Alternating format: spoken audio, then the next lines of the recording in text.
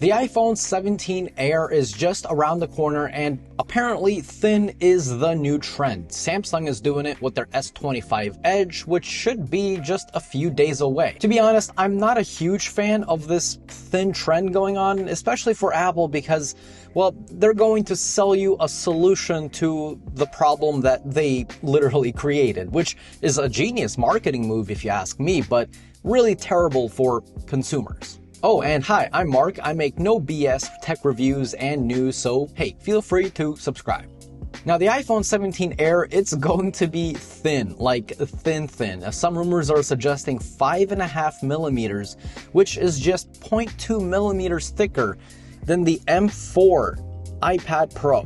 I don't know a single person that wants a thinner phone, because a thinner phone negates basically everything that's good about a piece of technology. Whenever you make something thinner, you're basically making it worse. I mean, like, actually. Thinner phone means smaller battery, worse camera, worse cooling to prevent overheating, worse speakers, and it's also going to be more fragile because, yeah, we still remember that. I just don't really understand the point, because if we take a look at multiple studies, most people want better battery life. In fact, I'd say the majority of people do, because that enhances your experience with the phone, you know? You have all these incredible features and you want to use them, but if you're going to be worried about draining your battery, you're most likely going to be turning those features off in order to make it throughout the day, which is exactly what how to get better battery videos are about.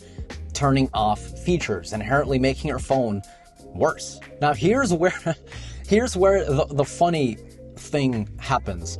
Apple is also refreshing their battery case for the iPhone 17 Air. So let me emphasize this real quick. Apple is making a thin and light phone. Apple is also making a battery case that will add weight and thickness to the phone.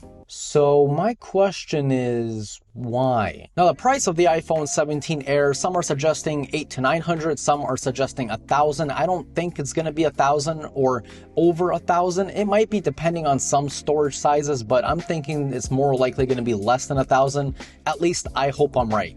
And also, the original battery case was $120 and the updated MagSafe version is $99. So if my thinking is correct, and it most likely is because Apple is Apple, they're probably going to charge you $100 for the new updated battery case that's going to be dropping whenever the new iPhones come out in September. So if you get both the battery case, which you most likely are going to want and need, and you get the iPhone 17 Air, hey, congratulations, you spent over $1,000. See, other companies, particularly those in China, are making phones with silicon carbon batteries. This makes the battery a whole lot more energy dense, which means you can decrease the physical size of the battery, but get better performance.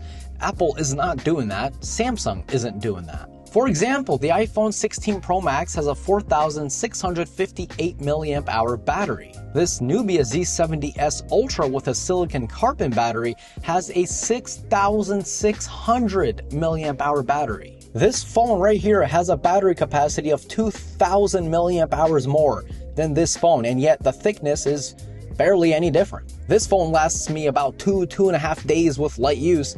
This phone barely gets me throughout the day. So, yeah.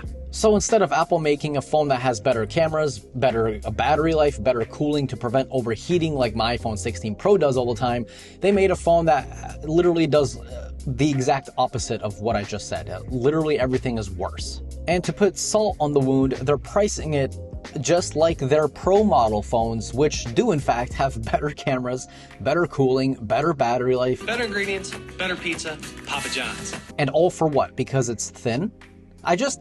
Look, maybe I'm stupid. Maybe I am. Look, maybe I am. I will admit sometimes I am stupid.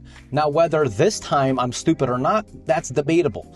But who wants actually a worse phone just because it's thin?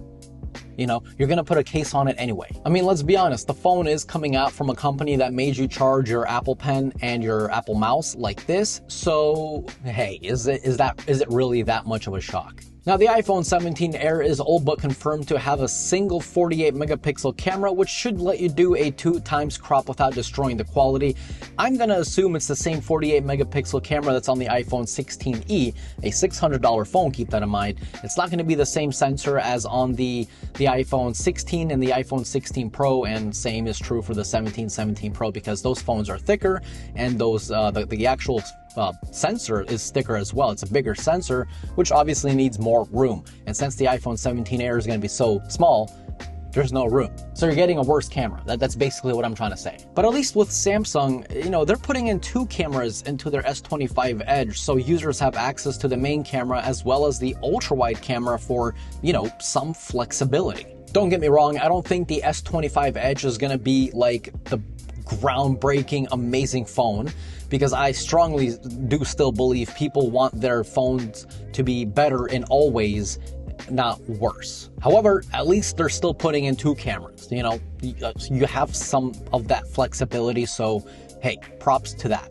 When something is thick or not thin, you know, in other words, you know, the iPhone 16 Pro Max, it's not a super thick phone. It's a pretty comfortable phone, but it's easier to get heat dissipation, right? It's easier to remove that heat from the phone if you make something thicker. You can have better cooling, you can have more cooling, you can have a vapor chamber, which Apple still doesn't do for some reason. But to help with the heating with the iPhone 17 Air, because yes, even Apple definitely knows that bad boy is going to be overheating, you're getting the A19 chip. However, it's not the same A19 that the iPhone 17 and iPhone 17 Pros are going to get. It's most likely going to be a binned model, so you're getting less GPU cores, which will obviously help with dissipation of some of that heat, or rather not even bring that heat in the first place.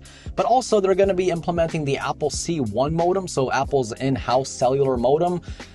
And that's very efficient, surprisingly. That's the one that was on the iPhone 16e. I had no issues with it, to be honest, but then again, the iPhone 16e is a $600 phone. And also that Apple C1 modem with that efficiency does not support millimeter wave 5G, so you're not going to get those super blazing speeds. So already we're most likely going to see worse performance, because it's most likely going to be the binned model, again, to prevent overheating. And also that C1 modem, which does not support millimeter wave 5G. Again, the phone is nearly $800,000-$900,000. The only good thing about this phone is that it's finally going to be supporting 120 Hz ProMotion. Apple, welcome to 2013. So again, I just don't understand who this phone is for. I think it's Apple clearly ripping people off because they're selling a worse phone, a thinner phone, not good battery life, but they're happy to sell you a battery case, which of course their own battery cases that are made by Apple have features that third-party cases don't have to kind of entice you into getting theirs. Either way, we'll see. We'll see. Maybe Apple is going to pull a rabbit out of a hat and say, haha, this phone lasts 2 days somehow. Doubt it, but we'll see. Are you going to be buying the iPhone 17 Air? Let me know down in the comments below. And if you guys enjoyed today's video, definitely click that like button. It's free for you, but it helps me and the channel out a lot. And I always truly appreciate it. And if you're new here, and like I said, and you like no BS tech videos, definitely subscribe. As always, this was Mark from Mark's Tech. Adios.